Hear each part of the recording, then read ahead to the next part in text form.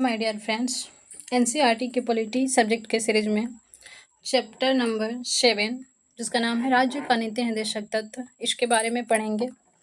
राज्य का नीति निर्देशक तत्व, नीति निर्देशक तत्व, नीति निर्देशक सिद्धांत के अन्य महत्वपूर्ण तथ्य, इन सब के बारे में समझेंगे।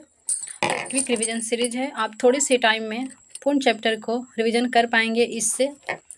और ये मेन पॉइंट्स है जो वेरी इंपॉर्टेंट है एग्जाम के व्यू से, और इसे आप इस तरह से बार बार क्विक रिवीजन करते हो तो लॉन्ग टाइम तक रिकॉल कर पाओगे और एग्जाम हॉल में भी इसे रिकॉल कर पाने में सक्षम होंगे। तो इस वीडियो को अंत तक अवश्य देखें।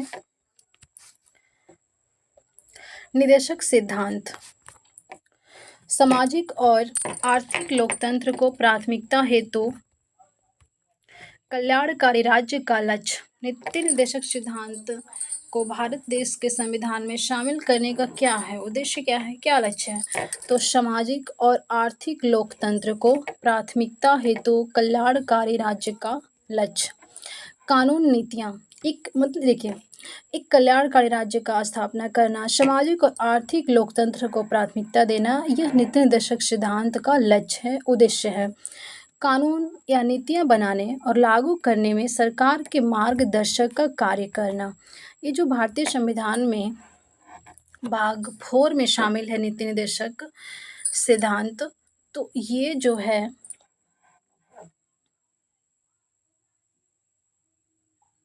यहाँ पे थोड़ा सा मिस्टेक किया हुआ, चलिए कोई बात नहीं। ये जो है नीति निर्देशक सिद्धांत और मार्गदर्शक का कार्य करता है, न्यायालय में प्रवर्तनीय नहीं। देखिए, मौलिक अधिकार जो है, यदि मौलिक अधिकार का उल्लंघन होता है, आपका मौलिक अधिकार का उल्लंघन हो रहा है किसी के द्वारा, तो आप उसके विरुद्ध सुप्रीम कोर्ट में जा सकते हो कार्रवाई के लिए।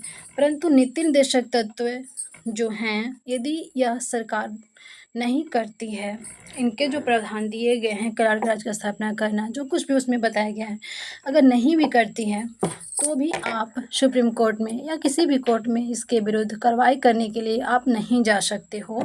न्यायालय में यह प्रवर्तनीय नहीं है, इसका मतलब ये हुआ। डीपीएसपी के लिए संवैधानिक प्रावधान, तो अनुच्छेद 36 से 51, ये भाग 5 यहाँ पे मिस्टेक किया गया है, भाग 4 में है। देखिए, मौलिक अधिकार जो है भाग 3 में है, 12 से 35 तक है, और ये 36 से 51 भाग 4 में दिया गया, यहाँ पे 4 होना चाहिए था। अब देखते हैं डीपीएसपी का उद्देश्य क्या है, मेन पॉइंट्स यहाँ पे दिए गए हैं। तो सामाजिक आर्थिक विकास में राज्य के मार्गदर्शक का कार्य करना, संविधान में कल्याणकारी राज्य की अवधारणा प्रस्तुत करना, नागरिकों के लिए न्याय, स्वतंत्रता और समानता की गारंटी प्रदान करना। नागरिकों के लिए न्याय, स्वतंत्रता और समानता की गारंटी प्रदान करते हैं। डीपीएसपी जो है वह सामाजिक, आर्थिक और सांस्कृतिक अधिकारों को सुरक्षित करता है। डीपीएसपी का वर्गीकरण, सामाजिक आर्थिक सिद्धांत पर अनुच्छेद 38। देखिए, जो डीपीएसपी है, नीति निर्देशक सिद्धांत है, उसको 3 पार्ट में डिवाइड किया गया है। एक करता है सामाजिक आर्थिक सिद्धांत पर, गांधीवादी सिद्धांत पर और उदारवादी सिद्धांत पर। तो इन सिद्धांतों में कौन कौन आर्टिकल शामिल हैं उनको देखते हैं। फर्स्ट देखते हैं सामाजिक आर्थिक सिद्धांत पर क्या क्या प्रावधान बताए गए हैं। तो अनुच्छेद 38, ये लोक कल्याण की अभिवृद्धि करके सामाजिक व्यवस्था की स्थापना करेगा, जिसमें प्रत्येक व्यक्ति के लिए सामाजिक, आर्थिक और राजनीतिक न्याय सुनिश्चित हो सके। इसका प्रावधान अनुच्छेद 38 में दिया गया है, और यह जो है वो सामाजिक आर्थिक सिद्धांत के अंतर्गत माना जाता है। अनुच्छेद 39 की अगर बात करें, अनुच्छेद 39A यह सुनिश्चित करेगा कि वैधानिक व्यवस्था इस प्रकार कार्य करे कि समान अवसर के आधार पर न्याय सुलभ हो, सभी को समान अवसर प्राप्त हो और उन्हें न्याय सुलभ हो सके।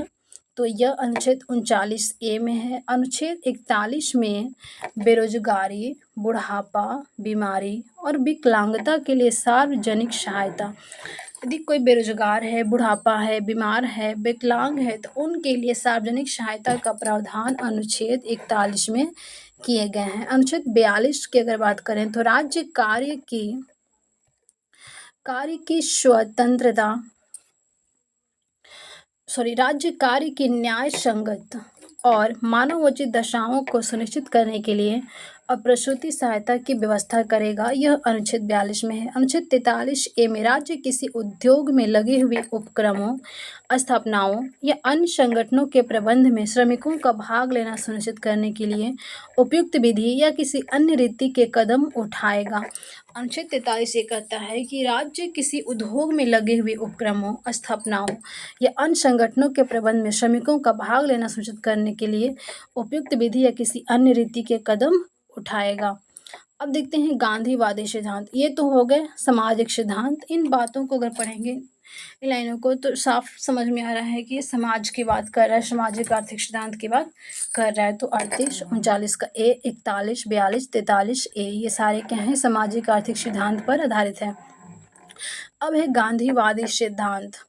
अनुच्छेद 40, इसके अंतर्गत राज्य ग्राम पंचायतों का संगठन करने के लिए कदम उठाएगा। ये बार बार क्वेश्चन आते हैं, ग्राम पंचायतों का संगठन किस अनुच्छेद में किया गया था? अनुच्छेद 40 के तहत। और ये गांधीवादी सिद्धांत है। अनुच्छेद 43 में इसमें प्रावधान किया गया कि राज्य गांव में कुटीर उद्योगों को व्यक्तिगत या सहकारी आधार पर बढ़ाने का प्रयास करेगा, कमजोर वर्गों को सहायता करेगा। यह भी अनुच्छेद 46 में है। इसमें राज्य अपने लोगों के पोषाहार स्तर और जीवन स्तर को ऊंचा करने और लोक स्वास्थ्य के सुधार को अपने प्राथमिक कर्तव्यों में मानेगा। यह अनुच्छेद 47 में किया गया है और यह गांधीवादी सिद्धांत है। अनुच्छेद 48 की बात करें तो अनुच्छेद 48, इसमें राज्य कृषि और पशुपालन को आधुनिक और वैज्ञानिक प्रणालियों से संगठित करने का प्रयास करेगा। उदारवादी सिद्धांत। अनुच्छेद 44, इसके अंतर्गत राज्य भारत के, अब उदारवादी सिद्धांत के प्रधान हैं, तो अनुच्छेद 44 में राज्य भारत के समूचे राज्य क्षेत्र में नागरिकों के लिए एक समान व्यवहार संहिता, एक समान सिविल संहिता प्राप्त कराने का प्रयास करेगा। अनुच्छेद 44 में क्या है? समान नागरिक संहिता के बारे में बात करने के लिए प्रदान किए गए हैं। अनुच्छेद 45 में सभी बच्चों को 6 वर्ष की आयु पूरी करने तक निःशुल्क शिक्षा। अनुच्छेद 45 में सभी बच्चों को जिनकी 6 वर्ष आयु नहीं हुई, तो 6 वर्ष की आयु पूरी करने तक निःशुल्क शिक्षा प्रदान किया जाएगा। अनुच्छेद 48 में राज्य देश के पर्यावरण के संरक्षण तथा संवर्धन का और वन तथा वन्य जीवों की रक्षा करने का प्रयास करेगा। यह भी उदारवादी सिद्धांत के तहत है। अनुच्छेद 48 में राज्य देश के पर्यावरण के संरक्षण तथा संवर्धन और वन तथा वन्य जीवों की रक्षा करने का प्रयास करेगा। अनुच्छेद 48। अनुच्छेद 49 में स्मारकों की सुरक्षा तथा संरक्षण, इसके प्रावधान अनुच्छेद 19 में है। अनुच्छेद 50 में इसमें यह प्रावधान किया गया है कि राज्य की लोक सेवाओं, न्यायपालिका को कार्यपालिका से पृथक करने के लिए राज्य कदम उठाएगा। अब है डीपीएसपी में संशोधन। डीपीएसपी में संशोधन कब कब किए गए? देखिए, 42वें संविधान संशोधन 1976 में 4 अनुच्छेद, डीपीएसपी जो है इसमें संशोधन किया गया। 42वां संविधान संशोधन, और ये कह रहा है कि 42वां संविधान संशोधन 1976 में 4 अनुच्छेद 39, 39A, 43A और 48A जोड़े गए। 42वां संविधान संशोधन 1976 के माध्यम से नीति निर्देशक तत्व में 4 अनुच्छेद जोड़ा गया। कौन कौन? 39, 39A, 43A और 48A। 44वें संविधान संशोधन 1978 में अनुच्छेद 38 जोड़ा गया। 44वां संविधान संशोधन कब हुआ? 1978 में, और इसके तहत अनुच्छेद 38 जोड़ा गया। 86वां संविधान संशोधन 2002 में अनुच्छेद 45 को संशोधित किया गया। 86वां संविधान संशोधन 2002 में अनुच्छेद 45 को संशोधित किया गया। 97वां संविधान संशोधन 2011 में हुआ और इसके तहत अनुच्छेद 43B जोड़ा गया। 97वां संविधान संशोधन जो कि सहकारी समिति से संबंधित है, तो यह अनुच्छेद 43B जोड़ा गया इसके तहत। डीपीएसपी और मौलिक अधिकारों में टकराव। देखिए, चंपकम दोराई राजन बनाम माद्रास राज 1951, गोलकनाथ केस 1967, मिनर्वा मिल्स 1980, राजन द्विवेदी बनाम भारत संघ मामला 1983। ऐसे कौन कौन से हैं केसेज हैं जिनमें डीपीएसपी और मौलिक अधिकारों में टकराव हुआ? तो चंपकम दोराई राजन बनाम मद्रास राज 1951, गोलकनाथ केस 1967, मिनर्वा मिल्स 1980 और राजन द्विवेदी बनाम भारत संघ मामला 1983। 83। डीपीएसपी का महत्व देखते हैं। हालांकि यह कानूनी रूप से, देखिए, नीति निर्देशक तत्व जो है कानूनी रूप से लागू करने योग्य नहीं है, फिर भी संविधान में मौलिक अधिकारों के बराबर महत्व रखता है। अनुच्छेद 37 में कहा गया उनकी गैर परिवर्तनीयता पर बल देता है। ये कहा गया है कि यह गैर परिवर्तनीय नहीं है, लेकिन शासन में उनकी मौलिक भूमिका को रेखांकित करता है। डीपीएसपी जो है वो शांतिपूर्ण राजनैतिक बदलाव को प्रेरित करते हुए सामाजिक, आर्थिक, सांस्कृतिक और शैक्षिक उद्देश्यों को शामिल करता है। नीति निर्देशक तत्व डीपीएसपी जो है वो शांतिपूर्ण राजनीतिक बदलाव को प्रेरित करते हुए सामाजिक, आर्थिक, सांस्कृतिक और शैक्षिक उद्देश्यों को शामिल करता है। के.वी. राव के अनुसार डीपीएसपी संविधान का मस्तिष्क केंद्र है जो इसकी कार्य प्रणाली के लिए मार्गदर्शन प्रदान करता है। के.वी. राव के अनुसार डीपीएसपी संविधान का मस्तिष्क केंद्र है जो इसकी कार्य प्रणाली के लिए मार्गदर्शन प्रदान करता है। डीपीएसपी का कार्यान्वयन केंद्र और राज्य सरकार दोनों द्वारा कार्यान्वित। योजना आयोग की स्थापना वर्ष 1950 में हुई। न्यूनतम वेतन अधिनियम 1948 के द्वारा, बाल श्रम निषेध एवं विनियमन अधिनियम 1986, बंधुआ मजदूरी प्रणाली उन्मूलन अधिनियम 1976, विधिक सेवा अधिनियम 1987, वन्यजीव संरक्षण अधिनियम 1972, पर्यावरण संरक्षण अधिनियम 1986, 73वें संविधान संशोधन के अंतर्गत पंचायती राज की स्थापना की गई।